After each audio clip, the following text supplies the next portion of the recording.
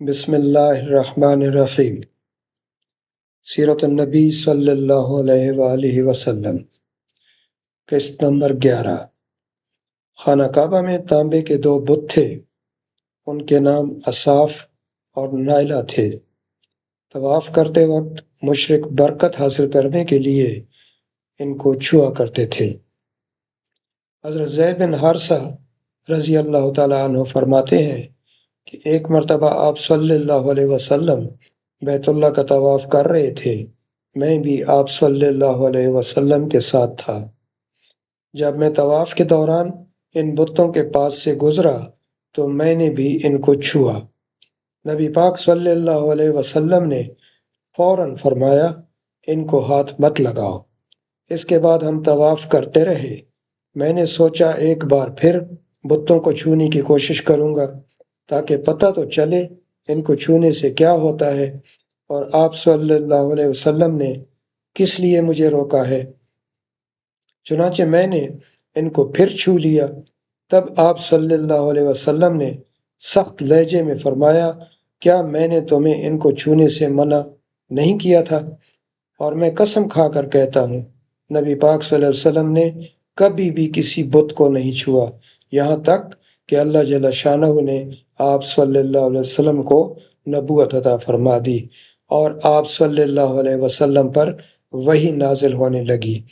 اسی طرح اللہ تعالیٰ حرام چیزوں سے بھی آپ صلی اللہ علیہ وآلہ وسلم کی حفاظت فرماتے تھے۔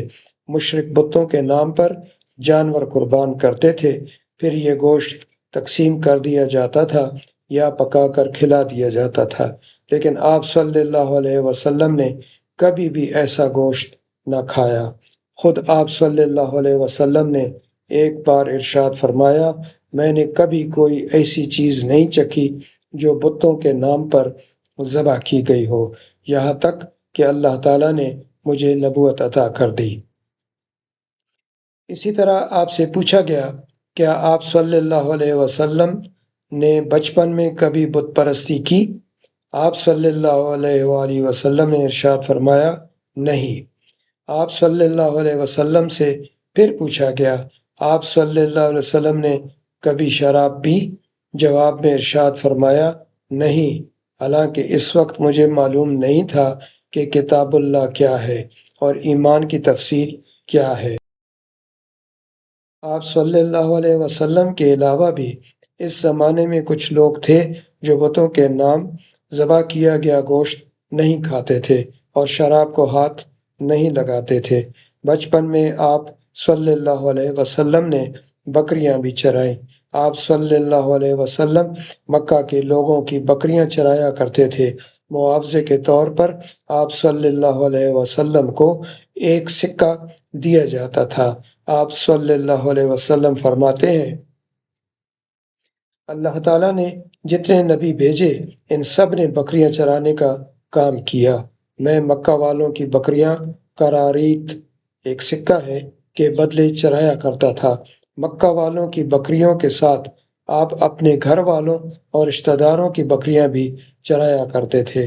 پیغمبروں نے بکریاں کیوں چرائیں، اس کی وضاحت یوں بیان کی جاتی ہے کہ اس کام میں اللہ تعالیٰ کی زبردست حکمت ہے۔ بکری کمزور جانور ہے، لہٰذا جو شخص بکریاں چراتا ہے اس میں قدرتی طور پر نرمی، محبت اور انکساری کا جذبہ پیدا ہو جاتا ہے۔ ہر کام اور پیشے کی کچھ خصوصیات ہوتی ہے، مثلاً قصاب کے دل میں سختی ہوتی ہے، لوہار جفا کش ہوتا ہے، مالی نازک طبع ہوتا ہے۔ اب جو شخص بکریاں چراتا رہا، جب وہ مخلوق کی تربیت کا کام شروع کرے گا تو اس کی طبیعت میں گرمی اور سختی نکل چکی ہوتی ہے۔ مخلوق کی تربیت کے لیے وہ بہت نرم مزاج ہو چکا ہوتا ہے اور تبلیغ کے کام میں نرم مزاجی کی بہت ضرورت ہوتی ہے۔ عربوں میں ایک شخص بدر بن معشر غفاری تھا۔ یہ عکاظ کے میلے میں بیٹھا کرتا تھا، لوگوں کے سامنے اپنی بہادری کے قصے سنایا کرتا تھا، اپنی بڑائیاں بیان کرتا تھا۔ ایک دن اس نے پیر پھیلا کر اور گردن اکڑا کر کہا، میں عربوں میں سب سے زیادہ عزت دار ہوں۔ اگر کوئی خیال کرتا ہے کہ وہ زیادہ عزت والا ہے تو تلوار کے زور پر یہ بات ثابت کر دکھائے۔ اس کے یہ بڑے بول سن کر ایک شخص کو غصہ آ گیا۔ وہ اچانک اس پر جھپٹا، اس کے گھٹنے پر تلوار ماری، اس کا گھٹنا کٹ گیا۔ یہ بھی کہا جاتا ہے کہ گھٹنا صرف زخمی ہوا تھا۔ اس پر دونوں کے قبیلے آپس میں لڑ پڑے، ان میں جنگ شروع ہو گئی۔ اس لڑائی کو فجار کی لڑائی کہا جاتا ہے۔ اس وقت آپ صلی اللہ علیہ وسلم کی عمر 10 سال تھی۔ فجار کی ایک اور لڑائی بنو عامر کی ایک عورت کی وجہ سے ہوئی۔ اس میں بنو عامر بنو کنانہ سے لڑے، کیونکہ کنانہ کے ایک نوجوان نے اس قبیلے کی کسی عورت کو چھیڑا تھا۔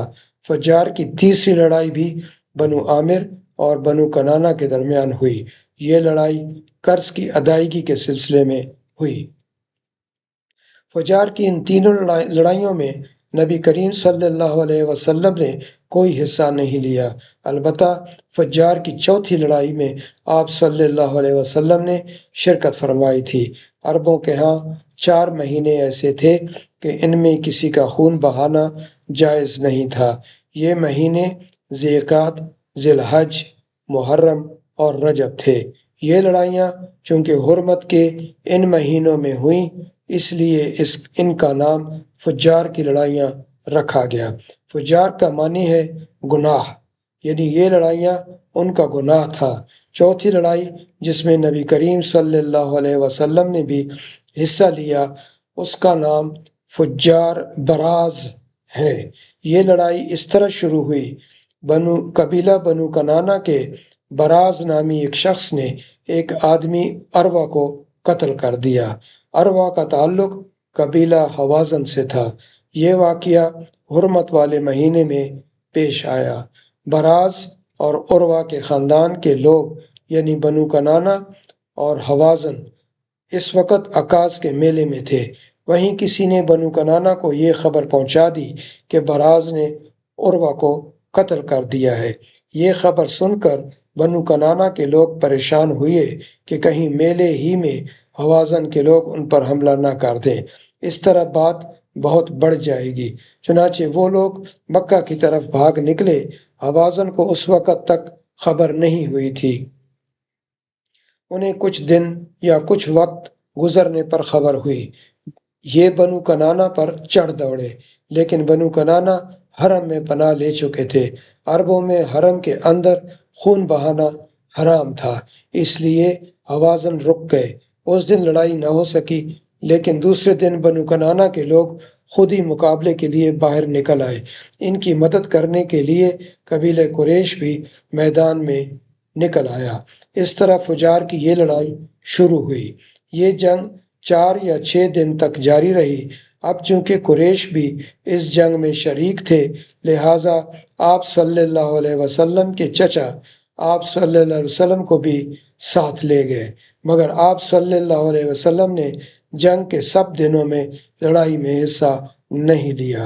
البتہ جس دن آپ صلی اللہ علیہ وسلم میدان جنگ میں پہنچ جاتے تو بنی کنانہ کو فتح ہونے لگتی، اور جب آپ وہاں نہ پہنچتے تو انہیں شکست ہونے لگتی۔ آپ صلی اللہ علیہ وسلم نے اس جنگ میں صرف اتنا حصہ لیا کہ اپنے چچاؤں کو تیر پکڑاتے رہے اور بس۔ 6 دن کی جنگ کے بعد بھی کوئی فیصلہ نہ ہو سکا۔ آخر دونوں گروہوں میں صلح ہو گئی، لیکن یہ کافی خون خرابے کے بعد ہوئی تھی۔ اس جنگ کے فوراً بعد حلف الفضول کا واقعہ پیش آیا۔ یہ واقعہ اس طرح ہوا کہ قبیلہ زبیدہ کا ایک شخص اپنا کچھ مال لے کر مکہ آیا۔ اس سے یہ مال عاص بن وائل نے خرید لیا۔ یہ عاص بن وائل مکہ کے بڑے لوگوں میں سے تھا، اس کی بہت عزت تھی۔ اس نے مال تو لے لیا لیکن قیمت ادا نہ کی۔ زبیدی اس سے اپنی رقم کا مطالبہ کرتا رہا، لیکن عاص بن وائل نے رقم ادا نہ کی۔ اب یہ زبیدی شخص اپنی فریاد لے کر مختلف قبیلوں کے پاس گیا، ان سب کو بتایا کہ عاص بن وائل نے اس پر ظلم کیا ہے، لہٰذا اس کی رقم دلوائی جائے۔ اب چونکہ عاص مکہ کے بڑے لوگوں میں سے تھا، اس لیے ان سب لوگوں نے آس کے خلاف اس کی مدد کرنے سے انکار کر دیا، الٹا اسے ڈانٹ ڈپٹ کر واپس بھیج دیا۔ جب زبیدی نے ان لوگوں کی یہ حالت دیکھی تو دوسرے دن صبح سویرے وہ ابو قیس نامی پہاڑی پر چڑھ گیا۔ قریش ابھی اپنے گھروں ہی میں تھے۔ اوپر چڑھ کر اس نے بلند آواز سے چند شعر پڑھے جن کا خلاصہ یہ ہے: اے فہر کے اولاد، ایک مظلوم کی مدد کرو جو اپنے وطن سے دور ہے، جس کی تمام پونجی اس وقت مکہ کے اندر ہی ہے۔ اس زبیدی شخص کی یہ فریاد آپ صلی اللہ علیہ وسلم کے چچا زبیر بن عبد المطلب نے سن لی۔ ان پر بہت اثر ہوا۔ انہوں نے عبداللہ بن جدعان کو ساتھ لیا اور اس آدمی کی مدد کے لیے اٹھ کھڑے ہوئے۔ پھر ان کے ساتھ بنو ہاشم، بنو زہرہ اور بنو اسد کے لوگ بھی شامل ہو گئے۔ یہ سب عبداللہ بن جدعان کے گھر جمع ہوئے۔ یہاں ان سب کو کھانا کھلایا گیا۔ اس کے بعد ان سب سے خدا کے نام پر حلف لیا گیا۔ حلف کے الفاظ یہ تھے: ہم ہمیشہ مظلوم کا ساتھ دیتے رہیں گے اور اس کا حق اسے دلاتے رہیں گے۔ اس حلف کا نام حلف الفضول رکھا گیا۔